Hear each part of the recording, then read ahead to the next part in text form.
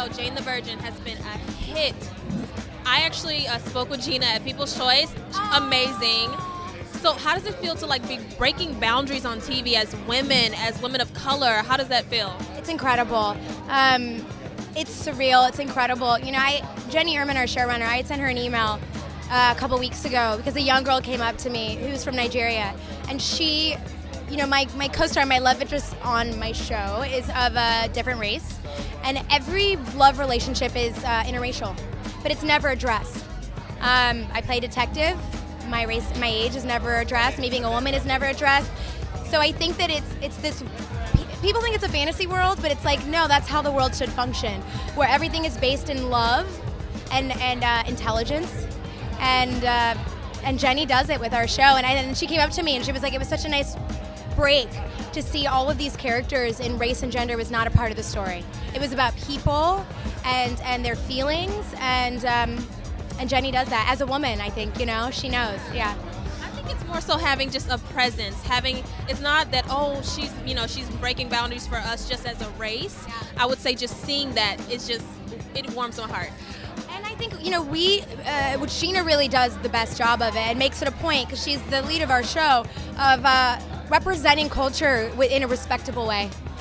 And you can be of any culture and not have to play certain roles, you know. And I think, and I know she said that before about being very picky with what she does, but even, you know, I had never played a detective, and what was your biggest challenge playing that role?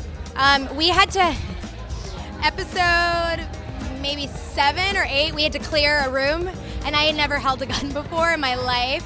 And so not only holding a gun, but clearing a room, finding a suspect. Now we've arrested, just learning how to use a gun. So I went to a gun range and I trained, and they had a detective come to set and do 2 hours with Brett and I and teach us, because he doesn't know either. So we were like, how does this thing work? How believable, you're the same size as me. I know I'm not a believable detective, so I know you're doing an amazing job. Yeah, I just play it tough. I ground my feet, and I was lucky where the detective on our show had me meet some women detective, and they're tiny. And I'm like, how do you? And they're like, it's all in your presence. People respond and respect your presence. And I thought that was such a beautiful thing as an actress, as a woman, and as a detective. Yeah. So in the best motion picture category, what's your favorite one that was nominated?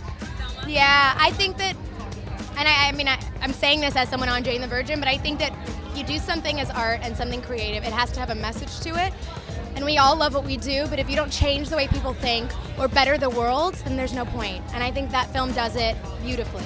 So, any thoughts on how Ferguson has been going, and all of the different crimes we've been seeing in the news? Yeah, I think it's heartbreaking.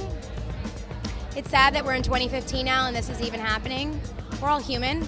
We all have skin and cells and blood, and any kind of difference is an injustice.